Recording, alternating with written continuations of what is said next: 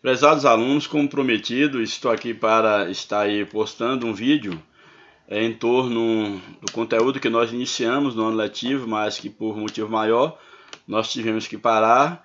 Estarei dessa feita fazendo aí um comentário sobre as classes gramaticais, uma revisão geral sobre classes gramaticais. Nós sempre fazemos isso no início de todos os anos letivos com todas as turmas e este ano não é diferente. Nós iniciamos este conteúdo, essa revisão, mas não houve a possibilidade de nós concluirmos em todas as turmas.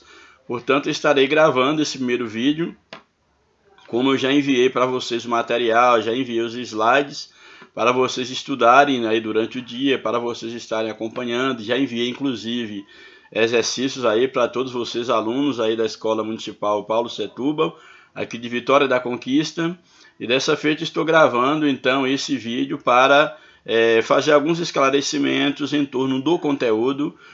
Os nossos próximos vídeos eu quero estar enviando no formato de slide comentado. Tentei fazer isso, mas estou tendo um problema aqui na internet desde a parte da manhã, já aí o dia todo tentando enviar o vídeo aqui para o YouTube, gerar o vídeo para vocês, mas infelizmente a essa altura ainda nem 50% do vídeo foi no caso gerado para poder enviar para o YouTube. Então nós iremos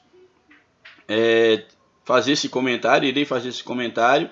Eu espero que seja proveitoso para vocês e espero que cada um tenha interesse em poder estar aí assistindo o vídeo, acompanhando pelos slides que já mandei para vocês, para que vocês possam estarem bem informados quanto ao conteúdo. Bem, vamos logo direto ao que nos interessa. Nós iremos tratar aí sobre classes gramaticais, é o conteúdo que nós vamos fazer, uma revisão geral, como vocês todos estão sabendo. E antes de iniciarmos as classes gramaticais, mais especificamente falando, é necessário que algumas informações vocês estejam aí de mão.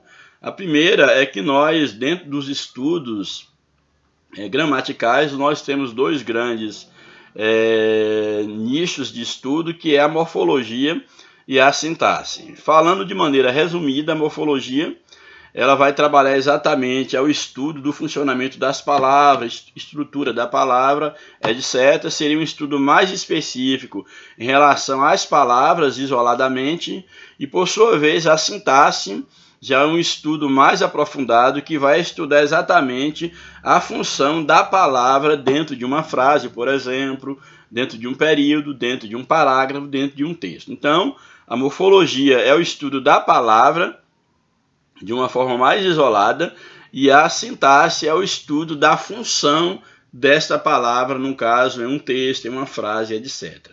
Essas duas informações eu acho que é muito importante para vocês estarem diferenciando, mesmo porque, em se tratando aqui especificamente das classes gramaticais, este é um estudo, portanto, morfológico. Nós vamos estar trabalhando cada palavra, apresentando, é claro que de uma maneira assim muito geral. Nós não vamos estar aqui nos aprofundando em nenhuma classe gramatical, uma vez que vocês já viram isso em outros anos aí de estudo. E à medida que o livro didático de cada um de vocês apresentarem a classe gramatical específica, nós estaremos então fazendo um estudo mais aprofundado. Mas nesse momento esse vídeo é para fazer um comentário assim mais panorâmico sobre as classes gramaticais. Primeira coisa que eu quero trazer para vocês, em se tratando especificamente das classes gramaticais, é que todas as palavras na língua portuguesa, vou falar da língua portuguesa, que é a nossa língua, é o que nós estamos estudando, todas as palavras na língua portuguesa, elas estão divididas, agrupadas em classes. E a esses agrupamentos, essa classe nós vamos chamar de classes gramaticais ou classes de palavras. Então, as palavras, cada palavra que você conhece, que você lê em um livro, que você ouve alguém, no caso, falar, ela pertence a uma classe. E a essa classe nós chamamos de classe gramatical ou classe de palavra. Beleza? Aí na sequência, vocês têm no slide, vocês podem estar acompanhando, vocês têm aí a subdivisão das classes gramaticais, ou seja, as classes gramaticais ou classes de palavras, elas são subdivididas em duas subclasses, que é a classe das palavras variáveis e a classe das palavras invariáveis. O que é isso? A primeira coisa, como sempre eu gosto de trabalhar com vocês, é necessário que vocês entendam o conceito de algumas palavras, porque vai ficar mais fácil o entendimento. Não adianta decorar muita coisa se vocês não entenderem o conceito.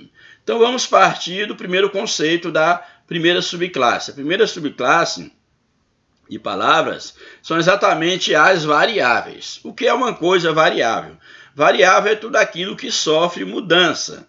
Então, aquilo que sofre mudança nós vamos chamar de algo variado. Então, as classes gramaticais ou as classes de palavras que são agrupadas dentro, no conjunto, nesse subgrupo das variáveis, são aquelas que vão sofrer variação. O que em língua portuguesa nós chamamos de flexão. Existem duas flexões na língua portuguesa, que é a flexão de gênero e a flexão de número. Quando eu falo flexão de gênero, existem duas flexões de gênero, que é o masculino e o feminino. Flexão de número também existe duas flexões de número, que é o singular e o plural. Então grave isso. Flexão é mudança. Temos dois tipos de flexão. Flexão de gênero diz respeito ao masculino e ao feminino. Flexão de número diz respeito ao singular e ao plural. Por exemplo, um exemplo aqui de uma palavra, no caso, variável. Se eu pego o exemplo, o homem bonito, o homem bonito, por exemplo. Temos aí homem, uma palavra masculina, acompanhado do adjetivo masculino bonito. O que seria a flexão? Seria eu mudar, por exemplo, essa frase homem bonito, eu fizer, por exemplo, como tem aí no slide de vocês, mulheres bonitas. Houve o que aqui? Houve uma flexão tanto de gênero quanto uma flexão de número. Aí a palavra homem flexionou para mulher ou mulheres, no caso aí, já no caso o feminino e o plural, e bonito foi para bonitas, que é uma flexão tanto de gênero quanto de número. Então isso que é flexão, é essa mudança que você pode, no caso que uma palavra pode apresentar. Por exemplo, vocês têm aí grifado a palavra bonito, aí ela mudou para bonitas. Houve o quê? Houve uma flexão, uma variação aí na palavra bonito. Tranquilo? Na sequência, nós temos aí o conceito de invariáveis. Olha, se variável é aquilo que sofre mudança, invariável é aquilo que não vai sofrer mudança. Esse prefixo aí, in, é um prefixo de negação, ou seja, é o contrário. Variável sofre mudança, invariável não sofre mudança. Então, as palavras, no caso, invariáveis, são aquelas que não vão sofrer variação, ou seja, elas não vão sofrer flexão, nem de gênero, no caso, não vai ter flexão do masculino para o feminino, nem de número, flexão do singular para o plural. Ou seja, elas são escritas de uma única maneira, mesmo estando a frase no singular ou no plural. Por exemplo, nós temos aqui, aí vocês têm aí, acompanha aí no slide. Cheguei cedo. Temos aí o verbo cheguei e temos a palavra cedo, que é um advérbio. Então, nessa frase cheguei cedo, é uma frase que está no singular. Temos aí, está grifada aí a palavra cedo, que é um advérbio. Nesse caso aí, se eu passar essa frase para o plural, vai ficar como chegamos cedo. Percebe que o verbo foi flexionado, porque o verbo, nós veremos um pouco mais à frente, ele pertence à classe das palavras variáveis, então o verbo sofreu uma variação, a palavra era cheguei, foi para chegamos, só que a palavra cedo, que é um advérbio, pertence à classe das invariáveis. Então aí a palavra cedo, ela não flexionou. Então, no singular, tínhamos cheguei cedo. No plural, nós tivemos agora chegamos cedo. Percebe que a palavra cedo, ela é o quê? Ela é invariável, ela não sofreu mudança, como eu coloquei logo aí em seguida, aí no slide, mostrando que cedo é uma palavra, portanto, invariável. Tranquilo? Bem, vamos um pouco mais à frente no nosso estudo. Aí eu apresentei aqui para vocês, aí no slide, mostrando as classes gramaticais variáveis, ou seja, quais são as classes que são variáveis, que sofrem flexões, e quais são as que não sofrem flexão. Aí nós sabemos que dentro dos estudos nós temos aí 10 classes gramaticais, 10 classes gramaticais ao todo, e no caso, 6 dessas 10 classes gramaticais, elas são classificadas como variáveis, ou seja, elas sofrem variações. E as outras 4 não vão sofrer variações. Quais seriam, então, as classes das variáveis? As variáveis nós temos aí na sequência, temos verbo, no caso, pertence à classe das variáveis. Por quê? Porque um verbo pode variar, ele pode flexionar. Temos aí o exemplo do verbo cantar. Eu posso escrever cantar, cantaram, cantavam. Percebe que está tendo mudança, está tendo variação, portanto, todo verbo pertence à classe das variáveis. Uma outra classe que pertence às variáveis é o adjetivo. O adjetivo. Por exemplo, nós temos aí o adjetivo bonito, a palavra bonito, que é uma característica, é um adjetivo. Então, bonito, eu posso passar, por exemplo, para o plural, como está aí, bonitos. Então, houve o quê? Houve uma flexão, houve uma mudança. Portanto, o adjetivo pertence à classe das variáveis. Tranquilo? Aí nós temos na sequência o substantivo, que são os nomes. O substantivo também é uma classe das variáveis.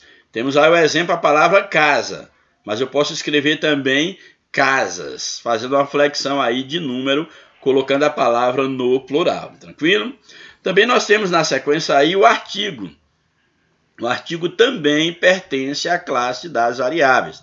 Temos o artigo o, plural, os. Então aí o que? Houve uma mudança, portanto o artigo é variável. Temos também o numeral, que é a ideia de quantidade. O numeral também pertence à classe das variáveis. Por exemplo, aí temos o exemplo milhão, plural, milhões. Então houve o que? Uma mudança, houve uma flexão. E por fim temos o pronome. Pronome também é uma classe variável. Temos o exemplo aí do pronome ele, aí no caso masculino. Mas aí ele pode também, ele sofreu uma variação, aí no exemplo dado, ele está no singular, foram o que? Eles para o plural. Sofreu uma flexão de número. Poderia também sofrer uma flexão de gênero. Poderíamos ter aí ele, e no caso, ele sendo aí o gênero masculino, indo para o feminino, poderíamos ter então aí ela. Então isso é o que nós chamamos de variação de classes gramaticais variáveis, são aquelas que sofrem mudanças, portanto, sofrem flexões. E temos na sequência aí no próximo slide, nós temos a classe gramatical das invariáveis, ou seja, aquelas que não vão sofrer mudança, certo? Aí temos o primeiro exemplo que nós temos aí, são as preposições. Então a preposição, ela não sofre mudança. Aí no exemplo nós temos a preposição de. E aí eu repeti novamente de. Eu repeti para mostrar que mesmo em contextos diferentes, o de ele vai permanecer do mesmo jeito, porque uma preposição ela não vai sofrer variação. Por exemplo, se eu tivesse colocado o exemplo, ele gosta de brincar. Uma frase no singular. Ele gosta de brincar. Presta atenção aí no de. Ele gosta de brincar. Se eu pego essa frase e coloco no plural, ficaria como? Ele gosta de brincar. Ficaria eles gostam de brincar. Então aí percebe que mesmo a frase indo para o plural, a preposição ela permaneceu do mesmo jeito, não houve alteração porque ela não sofre flexão, ela pertence à classe das invariáveis. Tranquilo? Então essa é a ideia de invariável. Toda preposição, portanto, é invariável. Uma outra classe também que faz parte das invariáveis é a interjeição. Interjeição é essa fala espontânea que expressa uma emoção, acompanhada aí do sinal do sinal de exclamação. Por exemplo, temos aí oba. Eu posso dizer, oba, passei na prova. Mas vamos supor que muitas pessoas passaram na prova. Eles podem dizer, oba, nós passamos na prova. Percebe que o oba permanece do mesmo jeito. Ou seja, não vai sofrer flexão, ainda que a frase esteja no singular ou no plural, ela não sofrerá uma flexão. Portanto, a interjeição é invariável. Na sequência, nós temos aí a conjunção. A conjunção também é invariável. Aí tem um exemplo da conjunção mas. Por exemplo, ele estudou, mas não passou. Plural, eles estudaram, mas não passaram. Percebe que mesmo no singular ou no plural, a conjunção ela permaneceu do mesmo jeito. Ela não sofreu nenhuma variação. Tranquilo? E, finalmente, nós temos aí o advérbio. Também faz parte da classe, no caso das invariáveis, que não vai sofrer, portanto, flexão. Temos um exemplo aí, o advérbio muito. Se eu pego um exemplo, ele gosta de estudar muito, por exemplo. Espero que vocês gostem de estudar. Ele gosta de estudar muito, ele gosta muito de estudar. Importa a ordem, certo? Então, ele gosta de estudar muito. Se eu passo para o plural, cara, eles gostam de estudar muito. Percebe? Que independente se a frase está no singular ou no plural, o advérbio ele vai permanecer da mesma forma. Por exemplo, se eu disser um outro exemplo, eu sou muito feliz. Muito é um advérbio. Nós somos muito felizes, mas o muito permaneceu do mesmo jeito, porque um advérbio ele não flexiona. Tranquilo? Até aí, tranquilo? Qualquer coisa, é só mandar uma mensagem aí para o grupo que nós estaremos respondendo. Aí na sequência, no slide, vocês têm aí agora a primeira classe gramatical, que é a classe dos substantivos. Lembrando vocês, como eu havia dito, não é um estudo aprofundado, é apenas apresentando aspectos mais significativos ou a base, o conceito mínimo de cada uma das classes gramaticais. Então, a primeira classe que nós temos é a classe dos substantivos. O que nós temos aí? Substantivos são o nome dos seres ou das coisas em geral. O que é um substantivo? Qualquer nome das coisas ou dos seres, nós vamos chamar de substantivo. Então, qualquer nome que você vê de alguma coisa, você vai classificar esse nome, você vai chamar de um substantivo. Pode ser nome, é interessante nós observarmos que quando nós falamos nome de coisas, às vezes a ideia pode ficar, não, coisas só no sentido material, bens, etc. Mas a gramática trabalha muito com a ideia de seres. Então, aí, para ser assim mais correto na explicação, poderíamos dizer que substantivos são o nome dos seres, certo? Que aí vou abranger, no caso, tudo, de um modo geral. Só que, às vezes, o aluno tem uma certa dificuldade, porque acha que quando nós falamos de ser, ele parte do princípio que ser é apenas ser vivo. Não, não é apenas ser vivo. Todo nome de ser vivo é um substantivo? Sim. Mas ser, dentro do estudo gramatical, ser não é apenas ser vivo. Ser é tudo aquilo que existe. Então, tudo que existe, nós iremos chamar de ser. E aí nós temos que dividir esses graus de existência, essas localizações de existência. Por exemplo, existem seres que são materiais, existem seres que são espirituais e existem seres que são imaginários ou fictícios, certo? Então, ou mitológicos, também pode pegar esse conceito. Então, o que nós temos? Ó? Quando nós falamos de um ser material, é exatamente aquele ser que ele é composto de matéria. O que é matéria? Qual o conceito de matéria, assim, de uma maneira bem simples para nós entendermos? Matéria é tudo aquilo que ocupa um lugar no espaço. Sendo mais claro, é aquilo que você pode ver, que você pode tocar, ou que você pode sentir, no caso, aí através dos órgãos do sentido. Então, matéria é exatamente isso. Então, existem seres que eles são seres materiais. Então, a esses seres materiais, eu vou chamar de substantivos materiais. Existem outros seres que eles são classificados como seres espirituais, que eu não vejo, eu não posso tocar, mas que eles existem no mundo espiritual, como, por exemplo, Deus, um anjo, são exemplos de seres espirituais. Existem aqueles seres que povoam o mundo da imaginação, da ficção, da mitologia, por exemplo, uma fada, um duende, etc. Então, são seres imaginários, são seres fictícios.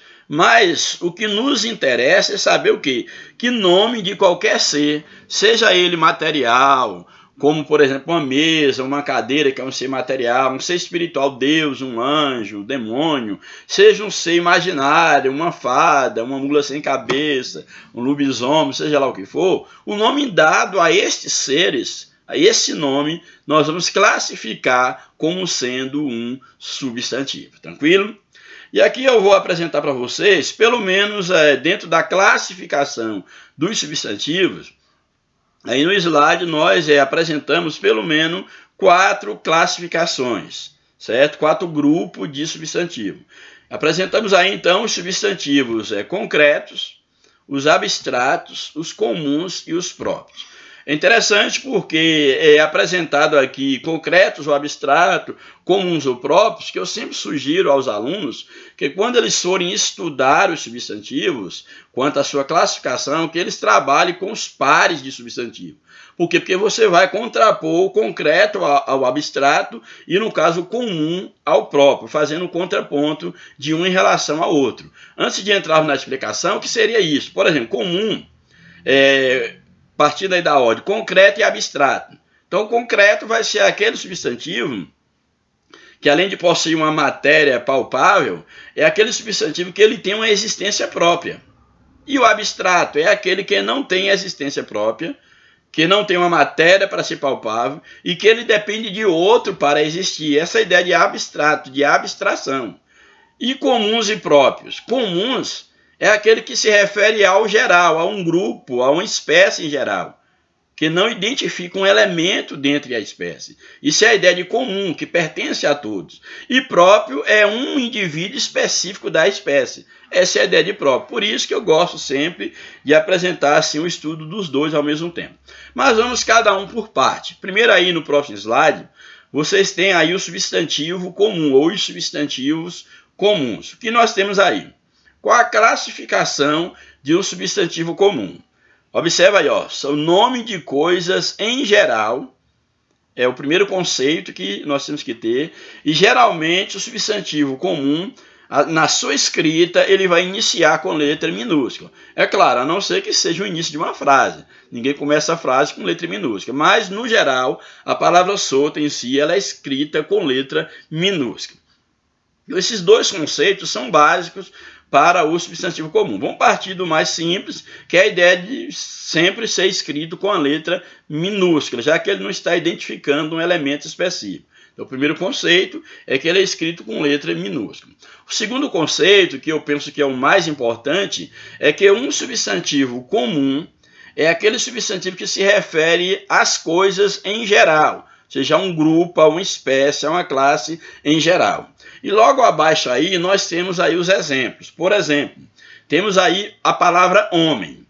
Homem é um nome dado a toda uma espécie, a todo um grupo. Não está aí especificando quem é esse homem, entende? Então esse é o sentido de um substantivo comum, porque o nome homem é um nome comum a todos os seres dessa espécie do gênero masculino. Se fosse mulher, a mesma coisa. Outro exemplo, cidade. É um substantivo comum porque não está especificando qual é essa cidade. Existem várias cidades, então esse nome cidade é o nome de um agrupamento de pessoas que pode estar em várias partes do mundo. Então não está especificando aí qual é a cidade. Aí tem um exemplo, a palavra país, não está especificando cadeira, existem vários tipos de cadeira, não está especificando a palavra mesa e etc. Entenderam? Então esse é o sentido de um substantivo comum. É aquela palavra que se refere a toda uma classe, certo? A toda uma espécie, a todo um grupo, é uma palavra assim no sentido mais geral, tranquilo? Aí o próximo, que nós vamos ter no próximo slide aí, nós vamos ter agora o substantivo próprio. Ora, se o comum era um nome dado a um grupo ao geral, o próprio vai ser um elemento específico dentro desse grupo. Então, por exemplo, o que é o substantivo próprio? Acompanhe aí o conceito. São os nomes específicos das coisas ou dos seres. Ou seja, o nome de uma coisa entre outras iguais. E inicia-se sempre com letra maiúscula. Então, dois conceitos fundamentais aqui para o substantivo próprio. O primeiro, o mais simples, é que todo substantivo próprio, seja ele no início, seja ele no meio de uma frase, onde quer que ele apareça, substantivo próprio sempre terá que ser escrito com letra maiúscula. Ele deve iniciar sempre com letra maiúscula. Esse é o primeiro conceito de substantivo próprio. Qual seria o segundo conceito para entendermos o que é um substantivo próprio? É que o substantivo próprio ele vai especificar uma coisa, um ser dentre outros seres. Nós vimos, por exemplo, na página passada, no slide que nós vimos anterior, nós percebemos o quê? Que, por exemplo, a palavra homem se refere a todos os homens, não está especificando. Mas se eu pego, por exemplo, um homem dentre esses homens, e eu quero identificá-lo, eu vou identificar com um nome, eu vou dar um nome a esse homem, é isso que nós vamos chamar de um substantivo próprio. Aí o exemplo que nós temos é o nome, por exemplo, de João.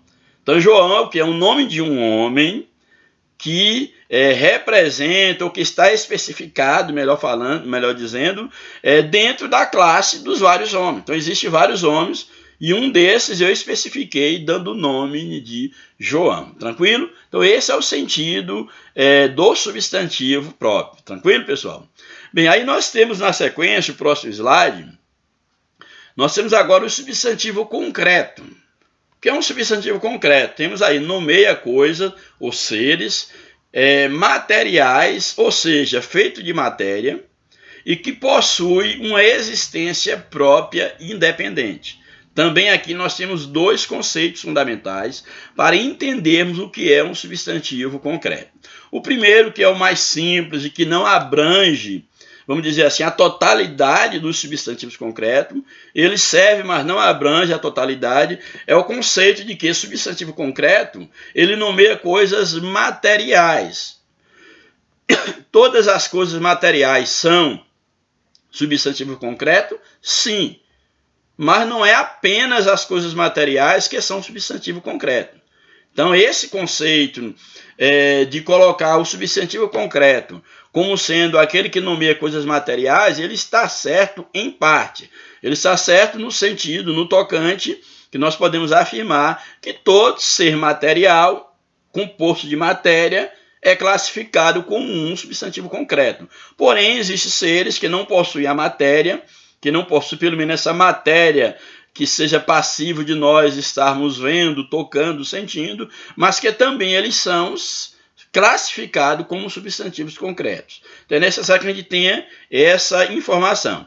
Então, para melhorar o conceito, eu diria que o conceito que abrange a totalidade dos substantivos concretos seria exatamente o segundo, que apresenta que substantivo concreto é todo ser que possui existência própria, ou seja, que possui existência independente. Ou seja, é aquele ser, suponhamos aqui, eu estou com um marcador de texto. Esse marcador aqui, por exemplo, ele aqui, a sua existência atual, por exemplo, ele não depende de mim para estar existindo. Ele tem o quê? Uma existência própria. Ele tem uma existência independente, ele não depende de mim para estar existindo aqui. Eu estou com ele, mas ele não depende de mim para existir. Ele tem uma existência própria. Então esse é o sentido do substantivo concreto. Só que eu dei um exemplo de um ser material. Porém os seres, tanto os seres, no caso, espirituais, quanto os seres mitológicos, eles também tem uma existência própria dentro do mundo no qual eles povoam. Por exemplo, se eu pegar aqui o exemplo de Deus, eu nunca vi Deus, não posso tocar em Deus, porém Deus ele tem uma existência própria no mundo espiritual. Então Deus, ele é classificado, o nome Deus é classificado como um substantivo concreto. Então Deus é um substantivo concreto. Por exemplo, o anjo. O anjo é um substantivo concreto, porque lá no mundo espiritual ele tem sua existência própria, sua existência independente. Tranquilo? Por exemplo, também no mundo da imaginação, uma fada. Uma fada é uma personagem do mundo da imaginação, portanto, ela existe lá no mundo da imaginação. Ela fez-se um mundo paralelo onde tem-se essas personagens e elas também têm a sua existência independente dentro deste mundo imaginativo. Tranquilo? Então essa é a ideia. Aí temos na sequência, aí vocês têm o exemplo, no caso de substantivos concretos, tem a palavra João, que é um ser, faca, pedra, no caso Deus, etc. São exemplos de substantivos concretos. Então grave isso, concreto, a maioria deles são compostos de matéria que se pode tocar, mas todos eles, os concretos, ele tem uma existência independente, tem uma existência própria, tranquilo? Aí nós vamos para os substantivos abstratos. A palavra abstrato vem de abstrair, de tirar de algo. Então, logo de cara, o que nós temos que entender é o seguinte, substantivo abstrato. No primeiro momento, o abstrato, ele não é feito de matéria. O conceito aqui serve sim. Todo substantivo abstrato, ele não tem matéria. Você não pode tocar, você não pode pegar, você não pode ver, você não pode sentir, no sentido, sendo redundante, com o tato, por exemplo. Então, os substantivos abstratos, todos eles não possuem matéria. Esse é um conceito que cabe muito bem para os substantivos abstratos, como também todo substantivo abstrato, ele tem uma existência dependente, ou seja, ele depende de outro ser para existir. Ele não existe por si só. Um exemplo, nós temos aí, por exemplo, a beleza. A beleza, ela não existe por si só. A beleza só existe se tiver alguém belo. Percebe que a beleza não tem existência própria? Você não vai encontrar a beleza aí na rua, saber onde a beleza mora, a casa da beleza, quantos anos ela tem. Não. A beleza ela é abstraída de um outro ser. É necessário que alguém seja belo para que a beleza existe. A inteligência, por exemplo. A inteligência, ela precisa alguém ser inteligente para que ela possa existir. Os sentimentos, por exemplo, a paixão. A paixão não existe por si só. É um substantivo abstrato, a paixão, o amor, o ódio, a tristeza, a alegria, etc. Então, todos os sentimentos, de um modo geral, nós vamos perceber que são classificados como um substantivo abstrato, porque ele depende de outro para existir. Tranquilo? Então, aí nós vimos a questão do substantivo. Essa classe aqui foi mais demorada, mas as outras estarei apresentando de uma maneira assim mais rápida, certo? Então, aí no próximo slide, nós temos aí o artigo. O que é o artigo? O artigo antecede a uma palavra que vai anteceder o substantivo, indicando-lhe o gênero, se está no masculino, no feminino, indicando-lhe o número. A primeira informação aqui que eu quero que vocês gravem mesmo é o seguinte, olha. O artigo sempre ele virá antes do substantivo. Então, artigo é uma palavra que precede, que antecede o substantivo. Ou seja, qualquer artigo, qualquer palavra que ela vier antecedida de um artigo, ou ela é substantivo ou ela se transforma em substantivo, que nós veremos um pouco mais à frente sobre a questão do processo de substantivação. Portanto, um artigo ele é colocado antes de um substantivo. Nós já vimos que substantivos são o quê? Os nomes dos seres, tranquilo? Então, o artigo ele antecede o substantivo e quando ele está perto do substantivo, qual é a função dele? É exatamente indicar qual é o gênero e qual é o número do substantivo. Vai dizer se aquele substantivo, o artigo, vai dizer se aquele substantivo ele é masculino ou é feminino, vai dizer se aquele substantivo está no plural ou se ele está no singular. Então, essa é a função do artigo, beleza? E aí nós temos, então, a classificação dos artigos. Os artigos, eles são classificados em dois grupos, certo? Nós temos aí os artigos definidos e os artigos indefinidos. Bem, no outro slide, nós temos aí apresentando aí a definição dos artigos, no caso desses dois subgrupos, e dando exemplos deles. Primeiro, nós temos aí os artigos definidos. O que é um artigo definido? É aquele que vai indicar um substantivo específico.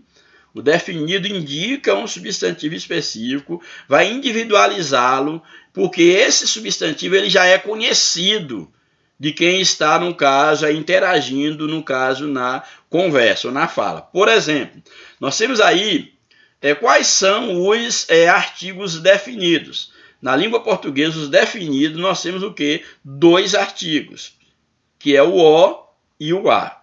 E esses artigos, como eles pertencem à classe das palavras variáveis, eles vão sofrer variação no caso de número. Então, temos o artigo A, que ele pode variar e aparecer as. Temos o artigo O, que ele pode variar e aparecer os. Portanto, são 2 artigos definidos, é O e A, e o plural os e as. Tranquilo? Esses são os definidos. Só que nós vimos o quê? Que o definido, ele dá a ideia de um substantivo específico. Se eu disser assim para você, o menino saiu da sala, quando eu uso o artigo o menino, eu só posso usar esse artigo, o menino saiu da sala, porque todos já sabem de que menino eu estou falando. Então, quando todos já conhecem o substantivo de quem eu estou tratando, é que eu vou usar o artigo definido. Então, o menino saiu da sala, a menina saiu da sala, ou seja, todos já sabem de que menino ou de que menina eu estou falando. Tranquilo? Por quê? Porque o artigo aí ele é definido, ele especifica, ele define o substantivo. Por sua vez, o artigo indefinido, ele não vai definir, ele indica um substantivo desconhecido ou de maneira muito vaga. Ele não vai estar especificando. Também existe apenas 2 artigos indefinidos, que é o artigo um e o artigo uma. Como é artigo, vai sofrer flexão, então nós teremos um, uma, uns e umas, da mesma forma como nós vimos nos definidos. Recapitulando, definidos são 2, o, a e o plural os, as. Indefinido é um, uma e o plural um e umas, tranquilo?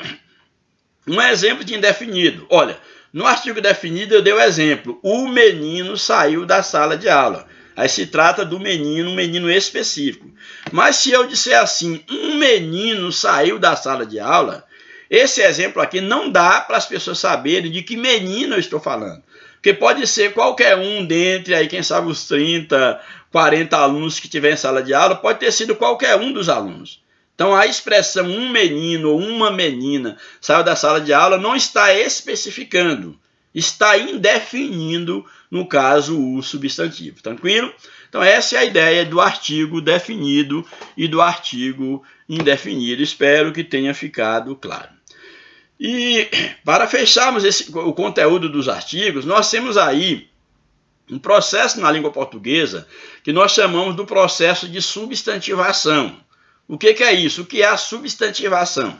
A substantivação é o seguinte, uma palavra, aí tem no slide de vocês, uma palavra, mesmo que seja de classe gramatical diferente, ela seja de outra classe gramatical, que ela não seja substantivo, seja de outra classe, porém, ela torna-se substantivo quando ela vier precedida de artigo. Ou seja, ainda que a palavra seja lá um numeral, seja uma interjeição, seja um verbo, seja lá qual for a classe gramatical, se ela vier antecedida de artigo, essa palavra ela se transforma, ela passa a exercer a função de substantivo pelo processo chamado de substantivação. Lembra que quando eu expliquei para vocês o artigo, lembra que eu falei que o artigo é colocado logo no início, que é colocado antes de um substantivo? Exatamente por isso, porque um artigo vem antes de um substantivo. Ou seja, se eu coloco um artigo antes de uma palavra que não é substantivo, essa palavra necessariamente ela vai se transformar em um substantivo. Ela vai estar exercendo a função de substantivo nessa frase ou nesta oração. Tranquilo? E aí nós temos aí 2 exemplos que eu coloquei para vocês. Uma frase aí, uma oração. O justo é aquele que não comete injustiça. Aí eu grifei a palavra justo, que vem acompanhada do artigo definido o. Então, nesse caso aí, a palavra o justo, a palavra justo, ela é, por natureza, essa palavra aí, um adjetivo. A palavra justo, morfologicamente falando, é um adjetivo. Porém, sintaticamente, que aí já é a função da palavra, que nós também estaremos estudando futuramente isso. Porém, nesse caso aí, nessa construção, a palavra justo, ela é adjetivo, por natureza. Por quê? Porque é uma característica. Porém, como ela veio precedida do artigo o, ela se transformou em um substantivo. Então, isso foi o quê? Um processo de substantivação. Temos um outro exemplo. O farejar do cão levou ao alimento. A palavra farejar, ela é por natureza um verbo. Pertence à classe gramatical dos verbos. Porém, como vem antecedida do artigo o, ela se transforma em um substantivo. Ela já não é mais verbo nesse exemplo. Ela passa a ser um substantivo. Tranquilo? Então, esse é o processo chamado de substantivação. Aí, no próximo slide, nós temos aí agora um numeral, a classe dos numerais. O que é essa classe? O numeral é toda palavra que dá ideia de quantidade. Deu ideia de quantidade de coisas, de elementos, de seres, será um numeral. E aí nós colocamos alguns numerais, na classificação dos numerais, nós colocamos alguns. Temos aí, por exemplo, o multiplicativo. Multiplicativo dá a ideia de quantas vezes uma coisa ela é multiplicada. Por exemplo, o dobro. Ganhei o dobro de bala. Então, dobro é um numeral, uma ideia do numeral aí multiplicativo. Cardinais. O que é o cardinal? Cardinal é o nome dos números. Temos lá o número 2. Eu escrevo lá 2. Então, a palavra 2 é exatamente o numeral cardinal, que é o nome dos números. Tranquilo? Por exemplo, os numerais ordinais. Aqui dá a ideia da ordem dos elementos. Ele é o primeiro da fila. Então, a palavra primeiro é uma palavra, um numeral exatamente ordinal. Fracional, por exemplo, dá a ideia da fração dos elementos. Isso é muito usado em matemática. Por exemplo, ganhei 1/3 do chocolate. Cheguei a dividir o chocolate em 3 partes e eu ganhei uma parte. Então, a palavra aí 1/3 é um numeral fracional. E também aí, por fim, tem os numerais exponenciais. Está ligado à questão de potência, elementos de uma potência, aí muito usado em matemática. Por exemplo, n elevado a 2. Aí o que? Esse n elevado a 2, ou a segunda potência, ou ao quadrado, é exatamente um numeral exponencial. Tranquilo? Então, isso é o que nós temos de numeral. Vamos agora para os adjetivos. E agora para frente vai ser bem tranquilo. A gente não vai estar detendo muito. Os adjetivos. O que é um adjetivo aí no próximo slide? Adjetivo é uma palavra que caracteriza um substantivo, ou seja, dá a ele uma qualidade ou uma característica. Ora, um adjetivo, existem, no caso, pessoas que trabalham com o conceito de que adjetivo é qualidade de um substantivo. É a qualidade de um substantivo. Esse conceito serve, em parte, desde que a gente tenha assim em mente, bem esclarecido, qual o sentido da palavra qualidade. E quando a gente pensa em qualidade, geralmente a gente pensa em algo positivo. Então, se você pensa em qualidade apenas como uma coisa positiva, e é o que o termo nos dá a entender, é o conceito de adjetivo como sendo uma palavra que dá qualidade ao substantivo, ele não é um conceito suficiente, ele não é, vamos dizer assim, ele não abrange a totalidade dos adjetivos. Então, o conceito mais adequado é dizer que adjetivo é uma palavra que dá característica a um substantivo. Essas características podem ser positivas ou elas podem ser negativas. Tranquilo? Então, nós podemos ver aí, por exemplo, temos aí logo abaixo a palavra menina. Menina é um nome, portanto, é um substantivo. Qual a característica da menina? A menina ela é esperta. Então, esperta é uma característica da menina, portanto, é um adjetivo. A palavra porta, um substantivo. Característica da porta, pesada, é um outro exemplo. Túnel, substantivo. Característica do túnel, escuro. Atleta é um substantivo. Qual a característica do atleta? Ele está cansado. Percebe? Calça é um substantivo. Qual a característica da calça? Ela é verde. Então, esse é o conceito de adjetivo. É toda palavra que dá característica a um substantivo, a um ser, a um nome. Tranquilo? Esse é o conceito de adjetivo. Eu creio que dá para você estar acompanhando aí tranquilamente. Pronome. Aí no próximo slide. O que é um pronome? A palavra pronome só é uma palavra que substitui um substantivo. Lembrando que substantivo é nome.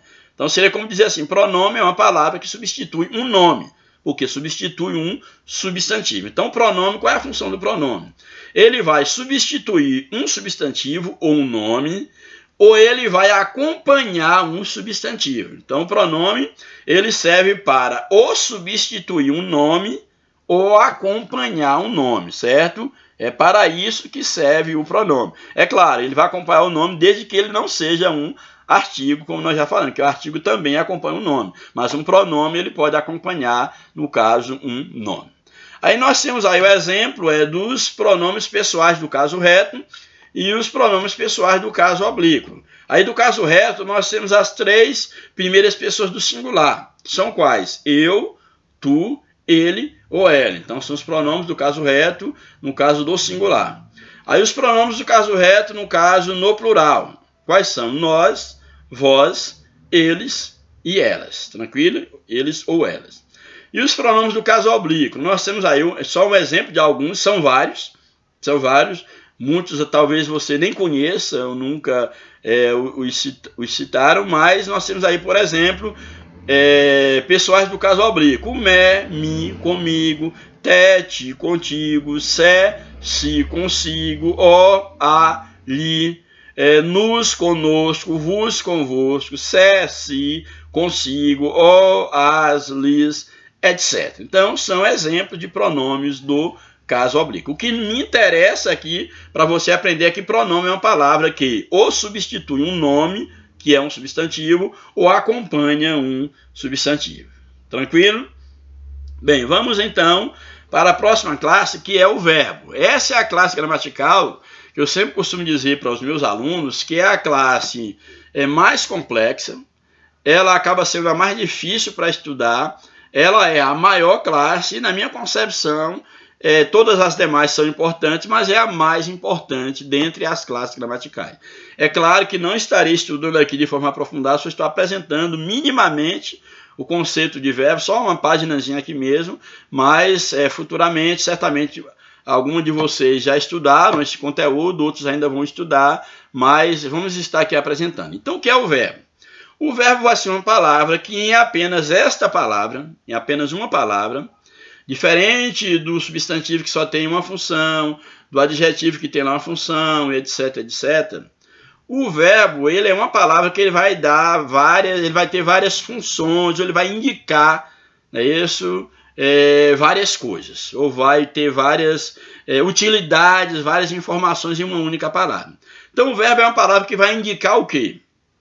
Ou ele está indicando ação, ou está indicando estado, ou está indicando fenômeno da natureza. Então, uma palavra que ela vai dar a ideia de ou ação, ou estado, ou fenômeno da natureza, certo? E, além disso, ela vai dar a ideia de tempo, de pessoa, de número e de modo. Pelo menos 5 funções nós temos aí no verbo, bastante interessante. Temos aí os exemplos, 3 exemplos, quanto à questão do estado, ação e fenômeno. Um verbo que dá a ideia de ação. Ação é quando envolve movimento. Temos aí, Paulo chutou a bola. Então, a palavra chutou envolve movimento, dá a ideia de movimento, de ação. Portanto, essa palavra chutou é um verbo e um verbo de ação. Temos aí um verbo que dá a ideia de estado. Marcos está feliz. Então, está é o estado, a maneira como Marcos se encontra. Então, isso é o quê? É um verbo de estado, que indica o estado, aí não indica movimento, porque ele não é verbo de ação, é um verbo de estado. E, finalmente, temos aí um verbo que dá a ideia de fenômeno da natureza. Ontem choveu. Então, a palavra choveu foi uma ação praticada por um fenômeno da natureza, no caso aí pela chuva. Tranquilo? Porém, vou chamar a atenção só de um verbo aí, para a gente fazer a leitura da ideia de tempo, pessoa, número e modo. Vamos pegar aí o verbo da primeira oração, que aí é um verbo de ação. Paulo chutou a bola. No verbo aí chutou, além de ser um verbo de ação, quanto ao tempo, esse verbo dá a ideia de tempo. Quais são os 3 tempos que nós temos principais? Presente, pretérito e futuro. Lembrando que pretérito é a mesma coisa que passado. Nesse caso, a palavra chutou está o quê? No pretérito, está no passado, dá a ideia de passado. Em relação à pessoa gramatical, qual é a pessoa gramatical? Qual o pronome que eu posso colocar aí? Ele chutou. É o pronome ele chutou, nesse caso, porque o sujeito Paulo aparece. Se não aparecesse o sujeito Paulo, poderia ser ele ou ela chutou, que seria, no caso, aí um sujeito, no caso, indeterminado. Aí nós temos também em relação ao número. Chutou, quanto ao número, está no singular. Então, quanto ao número, nós temos aí que esse verbo está no singular. Essa oração, portanto, está no singular. E quanto ao modo? Quanto ao modo, nós temos aí a ideia de que traz uma informação completa e dá certeza de que a ação aconteceu. No caso aí que foi o ato de Paulo ter chutado a bola, esse verbo aí ele está no modo indicativo. Por que indicativo? Porque indicativo é indicar algo, é dar certeza. Então nós temos 3 modos na língua portuguesa: o modo indicativo, que é o modo da certeza, o subjuntivo, que é a ideia da dúvida, e o imperativo, que é, no caso, uma ordem, um conselho, etc. Certo? Então esses são, no caso, os 3 modos. Então nós vimos aí que o verbo dá noção de tudo isso, dá noção de estado, fenômeno ou ação, dá ideia de tempo, de pessoa e de número. Tranquilo? Vamos para o advérbio, já estamos quase terminando. Para que serve o advérbio? O advérbio é uma palavra invariável, ou seja, ela não sofre modificação e ela sempre vai estar ligado, ela não sofre modificação, mas o advérbio ele vai modificar outra palavra. Então, o advérbio sofre modificação, não sofre modificação, melhor dizendo, e ele é usado para modificar a condição de quê? De um verbo, de um adjetivo ou de outro advérbio, ou seja, para trazer alguma informação em relação ao verbo, ao advérbio ou a um adjetivo. Como é que isso acontece? Por exemplo, temos aí a frase: eles jantaram muito tarde. Se a frase tivesse apenas assim: eles jantaram tarde, a palavra tarde é um advérbio de tempo. Só que eles não jantaram apenas tarde. Aí eu coloquei a palavra muito tarde. Eu estou o quê? Estou modificando, estou intensificando a palavra tarde. Então, nesse caso, a palavra muito é um advérbio que está modificando o advérbio tarde. Um outro exemplo aí: eles não comeram a refeição. Eu poderia fazer a frase assim: eles comeram a refeição. Só que eu coloquei um não antes do verbo. Então, eu modifiquei o verbo. Eles não comeram. Então percebe que o não está modificando a ação, no caso aí praticada pelo verbo. Em vez de comer, eles não comeram. Aí é um advérbio, no caso de negação, que está modificando aí, no caso, o verbo comer. E aí o último exemplo: eles estavam um pouco felizes. Poderia fazer a frase assim: eles estavam felizes. Eles estavam felizes. Feliz é uma característica, feliz é um adjetivo. Porém, eu coloquei a palavra pouco. A palavra pouco modificou a palavra feliz. Por quê? Porque uma coisa é eu disser, por exemplo, eles estavam felizes. Mas quando eu coloco eles estavam pouco felizes, a palavra pouco está modificando aí a palavra feliz. Portanto, é um advérbio. Tranquilo? Aí vamos para a preposição. Chama a atenção de vocês para vocês não confundirem preposição com conjunção. Vou tentar explicar aqui minimamente as duas coisas aqui ao mesmo tempo, depois eu passo os slides. Olha, a preposição, existe na língua portuguesa 2 conectivos. Um nós chamamos de preposição e outro nós chamamos de conjunção. O que é um conectivo? É aquele que vai conectar uma coisa com a outra. Então, conectivo é aquele que conecta, que liga uma coisa com a outra. Então, dentre esses 2 conectivos, nós vamos ver que cada um tem função diferente. Os 2 são conectivos, os 2 ligam alguma coisa, mas a ideia é saber o que eles ligam. Por exemplo, quando eu uso uma preposição, eu vou ligar 2 termos, lembrando que a palavra termo é o mesmo que dizer palavra. Então, a preposição vai ligar 2 palavras, uma a outra, de modo que a segunda palavra que a preposição traz, a preposição é um elemento que fica entre 2 palavras, e o segundo elemento que essa preposição traz vai completar o sentido da primeira palavra. Então, esse é o sentido de preposição. Então, preposição é um conectivo, é uma palavrinha que fica entre 2 palavras, de maneira que essa preposição ligue uma palavra a outra, de modo que a segunda palavra complete o sentido da primeira palavra, entendeu? E a conjunção, para que serve a conjunção? A conjunção também é um conectivo, certo? que vai ligar alguma coisa, porém não está ligando uma palavra para completar o sentido da outra. Ela liga o quê? Ela pode ligar dois termos que têm a função sintática independente, ou seja, por exemplo, algumas orações têm sujeito.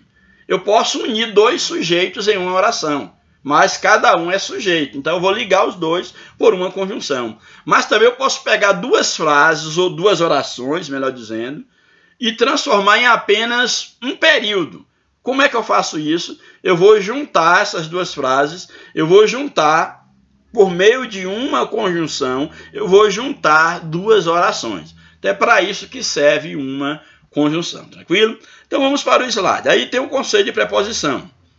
Preposição, palavra que liga dois termos, lembrando que a palavra termo quer dizer palavra. Então, palavra que liga dois termos, deixando o segundo termo dependente do primeiro. Por quê? Porque ele vem para completar o sentido do primeiro. Ele é dependente porque ele completa o sentido do primeiro. Aí temos dois exemplos.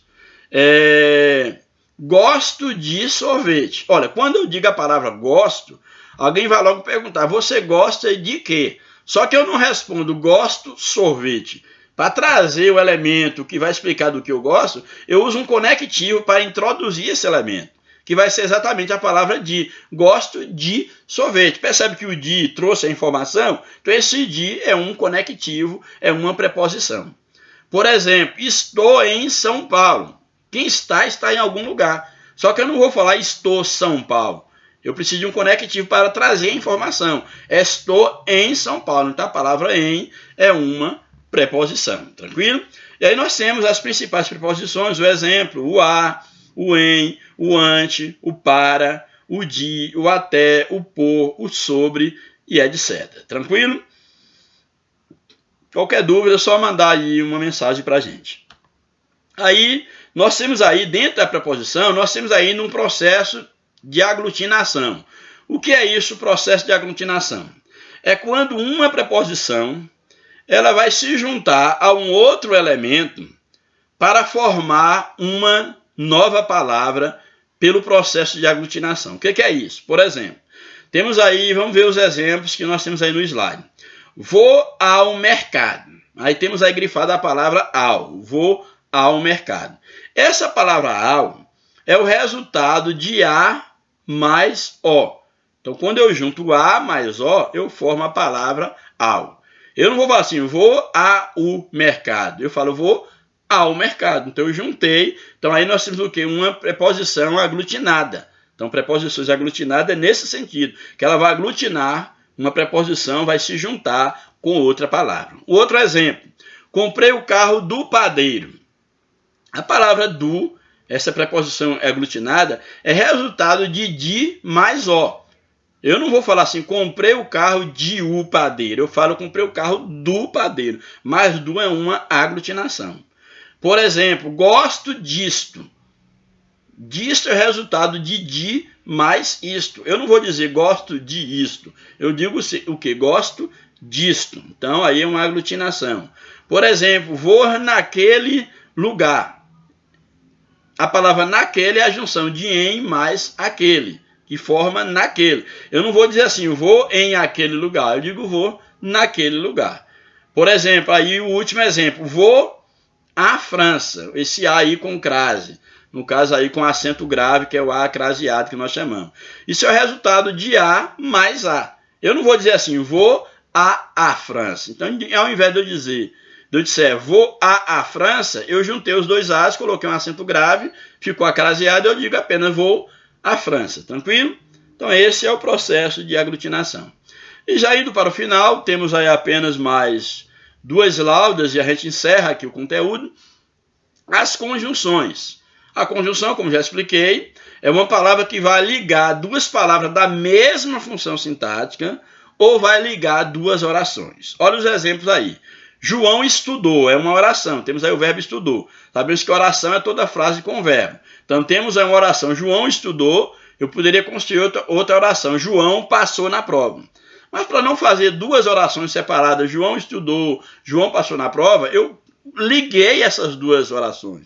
Eu liguei por meio de quê? Por meio de uma conjunção. Então, o que é que eu fiz? João estudou e passou na prova. Então esse e aí está ligando o quê? Duas orações, portanto é uma conjunção. Então ao invés de ficar João estudou e outra frase João passou na prova, eu coloquei o quê? João estudou e passou na prova. Então esse e é um conectivo, é uma conjunção que ligou duas orações. E o outro exemplo, Pedro e João são amigos. Eu peguei o quê? Eu juntei dois sujeitos. Eu poderia colocar assim, Pedro é amigo, João é amigo. Mas aí eu juntei numa frase só, numa oração só, e liguei por meio de um conectivo, de uma conjunção. Então ficou como Pedro e João são amigos. Mas vocês percebem que esse conectivo aí nos dois exemplos, ele não está completando o sentido de termo. Ele está o quê? Juntando elementos que têm a sua função, no caso sintática, a sua função dentro da frase. E finalmente, temos aí a interjeição. O que é a interjeição? A interjeição são palavras que exprimem estados emocionais, sensações, etc. Uma boa observação. A interjeição, para ser interjeição, é apenas uma palavrinha só. Ela tem que vir acompanhada do sinal de exclamação. Se não tiver o sinal de exclamação, não é interjeição. Então grave isso, é necessário que tenha o sinal de exclamação. Então a interjeição, que é uma palavrinha só que expressa uma reação espontânea, uma emoção, uma sensação, um estado emocional. Aí, por exemplo, temos as interjeições aí. O, a, oba, viva, ai, psil, ufa, uf. Por exemplo, oba, passei na prova. Então essa expressão, oba, que está aí expressando de uma maneira espontânea uma emoção, a sensação, isso é o que nós chamamos de interjeição. Psil, faça silêncio, isso é uma interjeição, mas sempre deve vir acompanhado pelo sinal de exclamação. Tranquilo, gente? Então, nós encerramos aqui a nossa aula e eu espero que você tenha entendido. Peço desculpa desde já por estar mandando o vídeo assim um tanto quanto tarde, como já expliquei no início, houve um probleminha naquilo que eu programava em mandar assim, um slide comentado, não para estar saindo a minha imagem, mas o slide para ir explicando no texto e comentando, não houve essa possibilidade. Até agora eu acho que o vídeo ainda não foi totalmente concluído, mas estarei mandando e espero que na próxima aula eu consiga mandar um slide, um vídeo, porém não com a minha imagem, mas com um slide e eu comentando o slide, tranquilo? Então, bons estudos para vocês e até a próxima oportunidade.